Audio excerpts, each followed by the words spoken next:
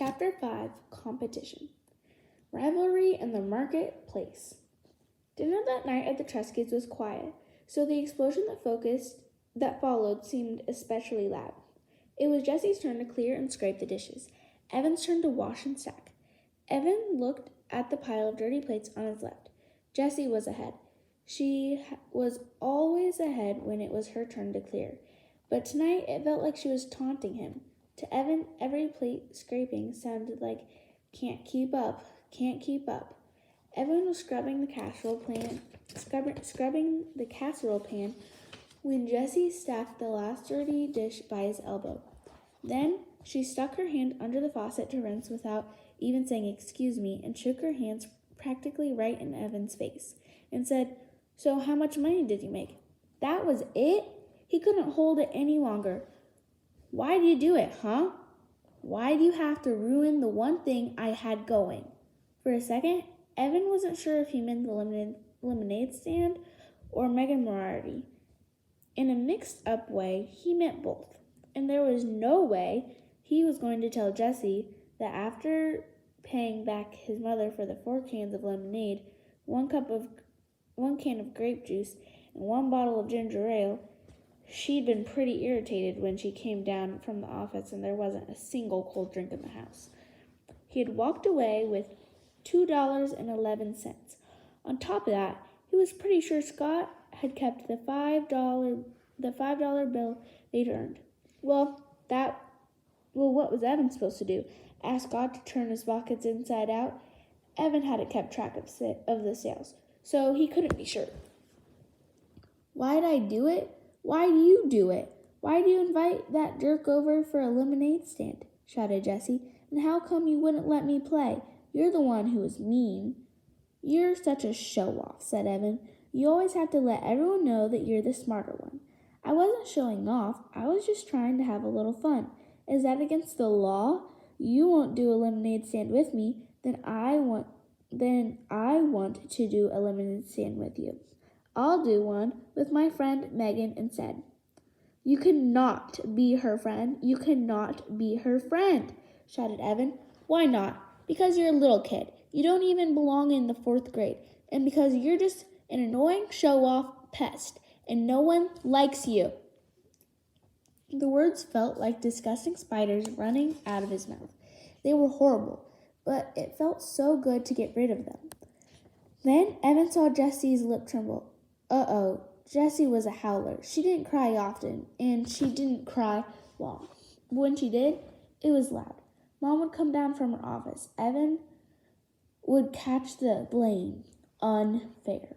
But Jessie didn't let loose. Instead, she stood tall as her runty height would allow and said, "Megan likes me. She invited me over to her house tomorrow. We're going to make another lemonade stand and earn twice what we did today." Oh, that was it. She was going to ruin everything.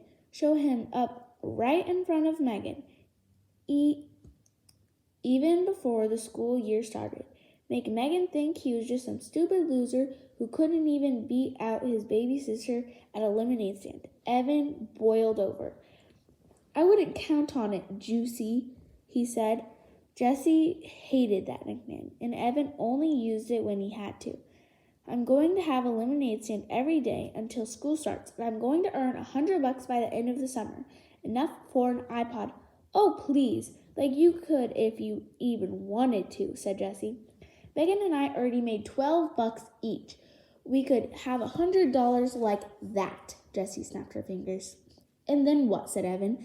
"You'd lock it up in your lockbox and save it till you were 50 years old? You're the biggest misser on this planet." Jessie stiffened up. Her mouth made a funny O. But then she put a hand on her hip and smirked at Evan. "For your information, I'm going to make $100 donation to a charity." Evan snorted. "Yeah, right. What charity?" There was a long pause, and then Jessie said, as smooth as whipped cream, "The Animal Rescue League. Megan and I talked about it today." "You don't even like animals," said Evan.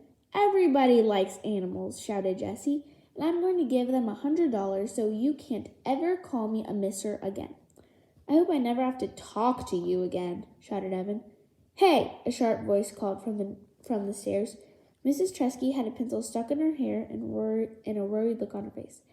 I can hear you two all the way in the attic, with the air conditioner on high. What's up? Evan looked at Jessie. Jessie looked at Evan. They had taken a vow, a spit vow. Ever since Dad had gone, they had vowed not to fight in front of Mom. It made her sad, sadder even when Dad had left. Nothing, said Evan. Nothing, said Jessie. Mrs. Tresky looked at the two of them. Come on, out with it. What are you two yelling about? It wasn't a fight, Mom, said Evan. We were just joking around. Yeah, said Jessie, we were goofing. Sorry we got you out of your office. Mrs. Tresky looked at both of them with her laser eyes. Jessie hung the dish towel on the oven handle and fiddled with it until it was perfectly straight. Evan bent over the casserole pan and scrubbed as if his life depended on it. He scrubbed so hard his elbow bumped the fruit bowl. A cloud of fruit flies rose into the air and settled back down. Oh, God, said Mrs. Tresky. Would you look at those fruit flies? Her shoulders slumped. All right, well, I'm going back up. Can you guys handle showers and reading? And then I'll be down to tuck and turn off lights. Sure, Mom, said Jessie. No problem, said Evan. Mrs. Tresky disappeared upstairs. Jessie turned to Evan at the sink. Let's make a bet, she said. Whoever earns $100 wins, and the loser has to give all their earnings to the winner. Evan shook his head. Not fair, he said. You've already got money saved up. That money doesn't count, said Jessie. We'll start with today's earnings, and it's all got to be from selling lemonade. No mowing lawns or sweeping out the garage or anything else. What if neither one of us makes $100, said Evan, not liking the sound of his deal. Then whoever makes the closest to 100 wins, and even if we both make over 100, whoever makes the most money wins the bet. When do we count up the money? Asked Evan. Jessie thought about that. Sunday night, right before the fireworks. She looked straight at Evan. Huh? What do you say? Evan didn't like bets. He really wasn't that into competition.